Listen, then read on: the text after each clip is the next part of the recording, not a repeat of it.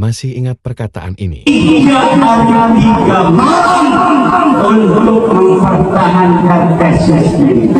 Kemudian hasil istikharah. Beberapa kiai yang mendukung tesis saya dengan sembunyi-sembunyi. Hasil istikharah dari para kiai-kiai sepuh.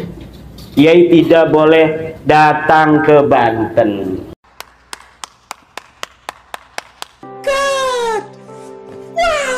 Harusnya besok hari Ahad ada sesi munadharah, ada seksi adu argumen dengan saudara Imaduddin, tapi sangat-sangat disayangkan dia tidak datang.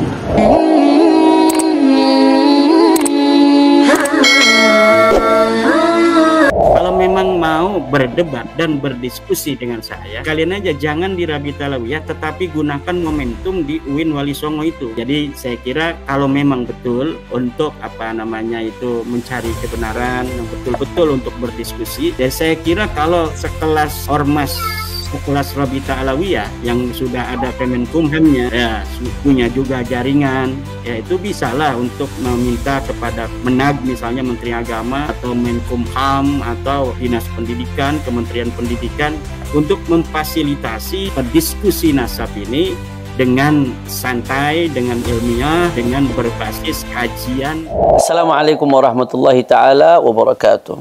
Alhamdulillah wassalatu wassalamu ala rasulillah Sayyidina Muhammad ibn Abdullah wa ala alihi wa sahbihi wa man wala, amma ba'd. Ahiba'il kiram, kita telah sama-sama mengetahui bahwasanya Ar-Rabitatul Alawiyah sebagai wadah resmi Sadah Al-Abi Alawi telah mengirimkan surat kepada saudara Imaduddin bin Sam'un, undangan, ajakan untuk berdiskusi, membedah pemikiran Imad bin Sam'un terkait pembatalan nasab Sadah Al-Abi Alawi sebagai dzurriyyah Nabi sallallahu alaihi wasallam pada tanggal 7 September 2024 hari Sabtu di gedung Ar-Rabitatul Alawiyah. Undangan ini direspon oleh Imad dalam salah satu podcast, dalam salah satu video, dengan berbagai alasan. Seperti biasa dia berusaha mengeles dan dia berusaha mengalihkan supaya diskusi ini dilakukan di UIN Wali Songo pada tanggal 10 September 2024. Begini saudara-saudaraku sekalian, yang pertama saya harus tegaskan sebagai salah satu tim peneliti yang akan terlibat dalam diskusi tersebut, saya harus menegaskan yang pertama, kenapa di Rabitatul Alawiyah Imad bin Sam'un meneliti dan membatalkan nasab Sadah Al-Abi Alawi, sedangkan lembaga resmi yang otoritatif di dalam pencatatan nasab Sadah Al-Abi Alawi adalah Ar-Rabitatul Alawiyah, sehingga Ar-Rabitatul Alawiyah adalah lembaga dan tempat yang relevan terkait objek penelitian Imad. Harusnya kalau dia meneliti nasab Ba'alawi, ya datang dong ke lembaga pencatatan nasab Sadah Ba'alawi. Nah, inilah tempat diskusinya, inilah tempat yang otoritatif, inilah tempat yang relevan. Sehingga tempat ini sudah sangat tepat. Selama ini saudara Imad bin Sam'un kemana-mana keliling, berbicara di berbagai tempat dengan nada yang provokatif, yang dibungkus dengan bungkus ilmiah, tapi mengaku meneliti, bahkan sampai tahap mengambil kesimpulan membatalkan nasab Sadah Ba'alawi, tapi tidak datang ke lembaga pencatatan resmi nasab Sadah Ba'alawi yang memang dalam hal ini otoritatif, lembaga resmi. Jadi penelitian macam apa ini? Sehingga memang sudah sangat tepat kalau dialog ini, diskusi ini, Rabithah mengundang Imad bin Sam'un agar membahas masalah ini langsung di tempat yang terkait objek penelitian yang bersangkutan. Sehingga saya kira ini sudah sangat tepat dan sudah sangat relevan, sehingga tidak ada alasan untuk menolak dan mengelak. Itu yang pertama.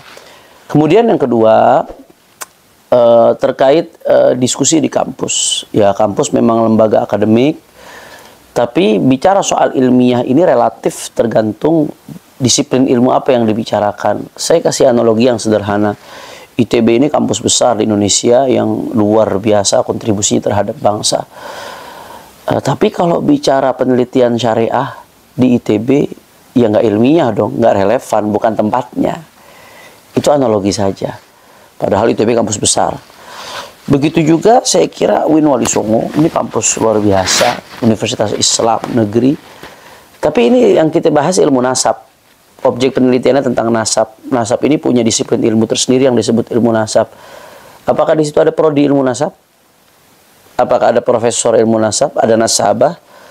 Sehingga itu dikatakan relevan dan layak untuk menjadi gelanggang diskusi ilmiah terkait masalah ini. Ya tentunya orang yang alim di satu bidang belum tentu alim di bidang yang lain. Orang yang alim di bidang tafsir misalkan, bisa jadi dia awam di bidang ilmu nasab. Sehingga kalau bicara ilmiah dalam konteks ini relatif. Ya kalau mau sekalian mencari tempat yang netral, ilmiah, bicara netral ya. Walaupun sebetulnya Rabitatul Alawiyah sendiri insya Allah akan menjamin daripada keselamatan, aman, kami nggak akan melakukan intimidasi dan lain sebagainya. Insya Allah pulang pergi aman, sehat walafiat biidznillah.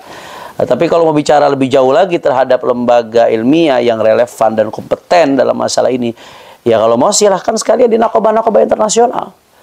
Nakobah-nakobah internasional yang diakui dunia internasional, yang diakui di negaranya, misalkan yang di dalamnya ada pakar-pakar ilmu nasab, ya apalagi yang sudah berpengalaman ratusan tahun bergelut dalam bidang nasab, itu baru kompeten, silahkan.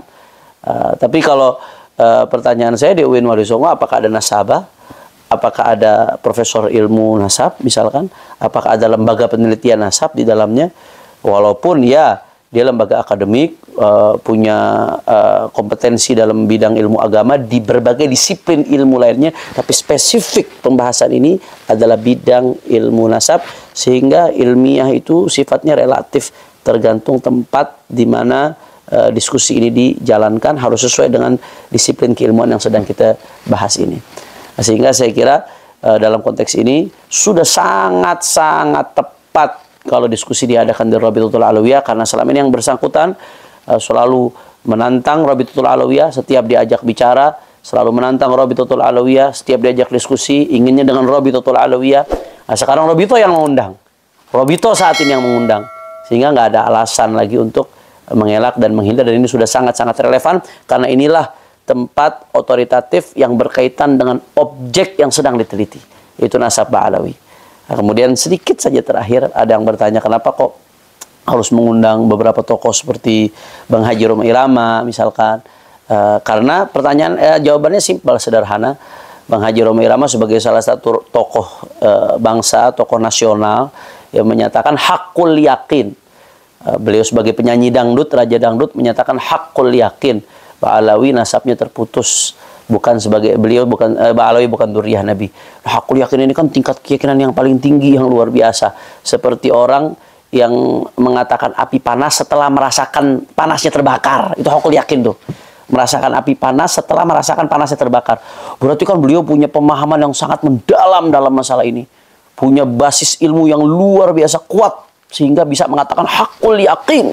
Nah, karenanya kami undang beliau sebagai salah satu tokoh yang representatif mungkin dari kalangan Imaduddin bin Sam'un dan kawan-kawan. Jadi itu sejauh mana kehakul yakinannya itu ingin kita buktikan, ingin kita gali. Mudah-mudahan insya Allah bermanfaat kepada seluruh umat. Saksikan insya Allah secara live. Nah, kalau ada yang mengatakan ini nggak live, tertutup, terbukanya itu dalam bentuk live. Nah, kalau dari kubu mereka mau bawa media ya silahkan, mau merekam silahkan. Insya Allah saya yakin pasti Robito akan memperbolehkan, karena takut sabotase atau lain dan sebagainya, silahkan mau merekam bawa media silahkan. Tapi kalau ada yang memframing ini tertutup, nggak ada yang menyaksikan, nggak ada yang melihat, ini akan disaksikan secara live. Kenapa kok nggak disaksikan banyak orang secara langsung? Karena nanti kalau rame gaduh, akhirnya diskusinya tidak berjalan khidmat, tidak bisa berjalan dengan ilmiah. Nah, maka ini sebetulnya tertutup dari segi tidak boleh semua orang hadir, agar tempat itu kondusif, tidak gaduh, tidak ada ribut-ribut, tidak ada tepuk-tepuk tangan, sorak-sorak dan lain sebagainya. Tapi di sisi lain terbuka karena akan disaksikan, disiarkan secara live. Nah, saya kira yang sedikit ini mudah-mudahan bermanfaat.